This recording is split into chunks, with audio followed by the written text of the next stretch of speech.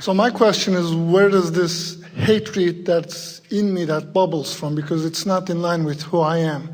So if the person is driving like a mad person, has nothing to do with me, and on a conscious level I do understand that it's Look at society in general. Look at the whole of the buffet that you have to choose from, not just while you're driving, but the whole of it, and realize that, as we said to our first friend today, you're rendezvousing with them. You're rendezvousing with them. So they might be out there in numbers, and they might have rendezvoused with each other. But the question is, why are you rendezvousing with them? And the answer is obvious, because of past experience, because of memory. A memory is just an activation of a belief. But the question is, what can I do so that that's not active within me? A woman said to us one day, if you've been listening to us, you've heard this story for sure, but it's so appropriate to this question. She said, Abraham, I was driving along feeling happy, and a policeman pulled me over and gave me a very expensive ticket. I don't get it. She said, I wasn't thinking about that. In fact, she said, I was listening to one of your CDs. Listening to one of your CDs when this happened to me. And we said, first, you have to stop trying to make the case that law of attraction isn't valid, because you're not going to get anywhere with that. You have to accept, I was offering a vibration. Now, we'll give it to you that vibration was active within you and you didn't know it. But nothing comes to you that there's not an active vibration with quite a bit of momentum going. And so if you accept that premise, then you start asking the question, okay, why am I not aware of this active vibration? And the answer is always, because it has felt so normal to me. This just feels normal to me. Feels normal to me. Well, if a low vibration feels normal to you, that's not a good sign. If complaining feels normal to you, then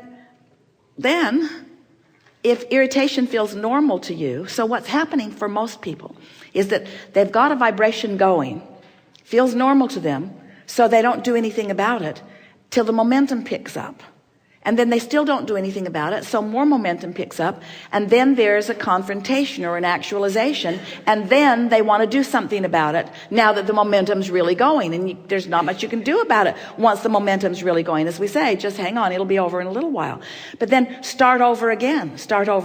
So you could hit it head on. You could lie in your bed and think about how many times you've driven without incident. You could begin to foster a different disc, or you could stay off that disc altogether, and when you find yourself feeling the negative emotion, you could say, oh, I'm doing that thing I'm doing again. What else can I do? Don't listen to the meditation CD while you drive, but listen to something that is uplifting while you drive. We'll hear you. Maybe I'm not wording it right. Yeah, so maybe. I'm trying to figure out the seed of it in an all-loving universe. Doesn't matter. You see, that's what we're saying. Oh, I see. You can't get to the bottom of it, because when you're looking for the seed, you're continuing the momentum. And so you never get to the seed. You just get to the full-blown manifestation in your face thing. You never get back. There's no bottom. There's no bottom. But what you're saying is really a pretty nice thing. How can I catch it in the earlier subtle stages? And that's what we're saying too. So it's not going to come into your experience, everything. Here. So when you have a manifestation, what you've been thinking and feeling and what manifests always matches. So you could say, well, clearly I've got this going on in my vibration. It's evidenced here. I wonder if there are other places in my life that I'm also nurturing this vibration. So what does it feel like to you when you're in traffic? Just tell us some of the things that happen and how you feel. You use the word rage, but just fill that in just a little bit. We won't get a lot of momentum going, but... Sure. Judging, hatred. All right, so if we were choosing discs, is the hatred disc lower than the judging disc? In other words, judging could be sifting through contrast. Judging could be, I have an opinion about something. Judging could be as simple as, I like this and you like that. In other words, you're not all here to like the same thing. So we would say that judging is a much higher vibrational grid disc than hatred, wouldn't you? Sure. What was the other word you offered? Judging, hating, hatred? I mean, those are in line. Frustration. Sure. So is the frustration disc higher than the judging disc? So we would say it's frustration is the higher of these, and judging a little lower than that, and hatred much lower than that. So do you think that you wake up, meditate, and jump right into hate? No. So do you think that you got warmed up to it in some way? In other words, could it have started out in frustration, and could you have stopped the momentum then? I predict that I'm pre-paving it based on my disc, because it happens to me a lot. Well, it's logical, isn't it? I see it, I feel it, I offer a vibration, I get more of it. But the question that we're all asking of each other is, so how could I not get momentum going on that disc?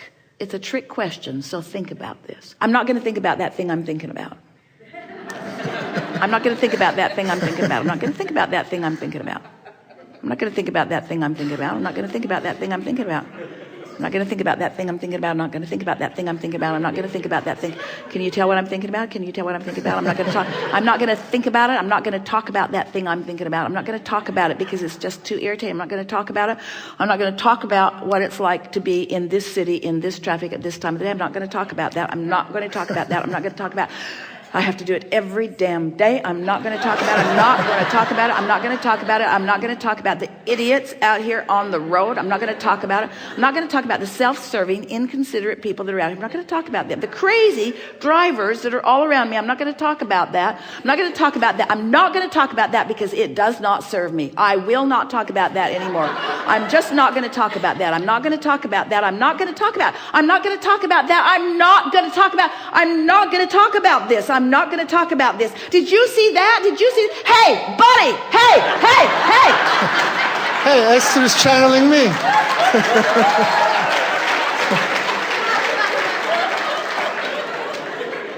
So clearly, you got to start earlier. And you got to be aware that there's momentum before the momentum is so great. And just having this conversation, just knowing this conversation about these spinning grid discs evolved during the Cancun seminars. It was 8 days of conversation. And during those 8 days, that spinning grid disc came into being. And Esther noticed that once she had a mental picture of that, she became more aware. She would say to herself, especially when she was by herself. Now, this is interesting. She spent a lot of alone time then. And in that alone time, she could catch herself jumping on a disc she didn't want to be on. And because she was alone and not responding to someone or something, she caught herself saying dozens of times in every day, maybe hundreds of times in every day, ooh, that's not exactly the disc I want to choose. And because not even 17 seconds had happened, it was easy for her to just step back. And she found herself ordinarily, when she's doing seminars like this, she has a sort of process because she wants to make sure she's tuned to be in the most receptive place for you so that she can receive Abraham purely. And so she has a sort of ritual that she follows that always brings her into that high-flying good place. And so every morning there's another seminar, but she's finding those rituals are not necessary because she's already there. And the reason that she's already there is because she didn't choose this, and she didn't choose this, and she didn't choose this. It's like the story that we've been telling you for years, that the cork is bobbing on the surface of the water, and that's up there where your high-flying spinning disc is. That's who you are and where you belong. And you can take that cork and hold it under the water. That's what negative emotion is. But when you let go of it, it will bob right back to the surface. So we're actually talking about your vibration, which will increase if you don't do that thing that holds it in another place. And that thing that you do that holds it in another place is practicing momentum. You see, you don't achieve momentum on some vibrational level and then it's just going to hold there. It doesn't hold there. You have to keep focusing, and that's what keeps it holding there. But the reason, ooh, did you hear that? The reason that so many people find revenge or rage or despair or victimhood as their chronic vibration is because they just keep practicing that, and the universe just keeps delivering it to them, and so they keep believing it, and so they keep practicing it, and they can't seem to pull out of it because that momentum is so strong. But everyone can pull out of it. Everyone can pull out of it. We've noticed that when you fall in love, you clean up a whole lot of vibration that has been in your way, because you find something to focus upon that is more consistently in that better feeling place. So we would like you to find something or someone, some concept, some flower, some child, some animal, some picture. We would like you to just fall in love all day long with that and that and that and that and that and that and that. And as you practice those higher good feeling frequencies, the other ones fall by the wayside just by lack of airtime. They do. So we said some key things there. Being by yourself really helps. If you've got something going on with a situation, it's sometimes nice if you can separate yourself from it. But in the real world that you live, you can't go to work. And that boss that is so annoying expects you to be there. And so we know there's momentum going. But in all cases, you can pick around it until you improve your grid. So let's say that there are 10 things in your life that are dominant. There are many more than that, but let's say there are 10. 9 of them are not in a good place, and 1 of them is. When you focus on that 1, you go right there. But you got to get on it fast, because if you start on the other 9, you can't find that 1. But when you get there, it feels really good. Do you know you could focus upon that one thing, that one thing, that one thing, that one thing, that one thing, and the other 9 have to move up. Because by lack of attention to their existing vibration, that existing vibration can no longer remain active within you. There's another key word, active. So when you think a thought, that thought is vibrating. And when you give your attention to it for just a little bit, you activate a vibration within you about it. And then another thought joins it. So a really active thought is what a belief is. A belief is just a thought that you keep thinking. So how do you deactivate a thought? Well, you can't deactivate a thought, because when you try to deactivate it, you're activating it. That's what we mean when we say you can't get to the bottom of it. So if you start thinking in terms of vibration and frequency, and then you add to it momentum, and then you add to that your ability to focus on something that you wish to add momentum to. So Esther's by herself in Cancun in the afternoon, looking out her window at this beautiful, beautiful, beautiful, most incredible color of water. And she cannot help but feel appreciation for the planet. You just can't look at that and not feel appreciation. So then she's thinking, yeah, but isn't this a conditional appreciation that I'm feeling? After all, I'm in Cancun. I'm looking at this magnificent sight and I'm feeling appreciation. And we say, then close your eyes and find something. You can find something to appreciate no matter where you are once you begin practicing it, you see. So maybe it's a good idea to put yourself in a place where it's really easy for you to find a high-flying disc. Most of you don't do it. You put yourself in situations where it's easier to find low-flying discs, and then you're mad at yourself for finding the low-flying disc. We would do anything and everything in our power to get ourselves in a situation where we could feel good. If you're visiting with someone on a regular basis and it doesn't feel good, we wouldn't keep doing it.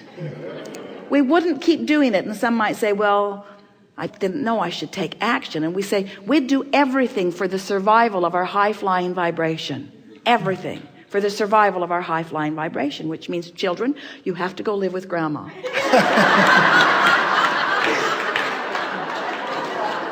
Or at least I'd like the afternoon away from you a little bit. You see what we're getting at? Yes. Anything you can do to improve your ability to get a momentum going on a better feeling disc. And then law of attraction will just take it from there. Really good. Thank you. Really good.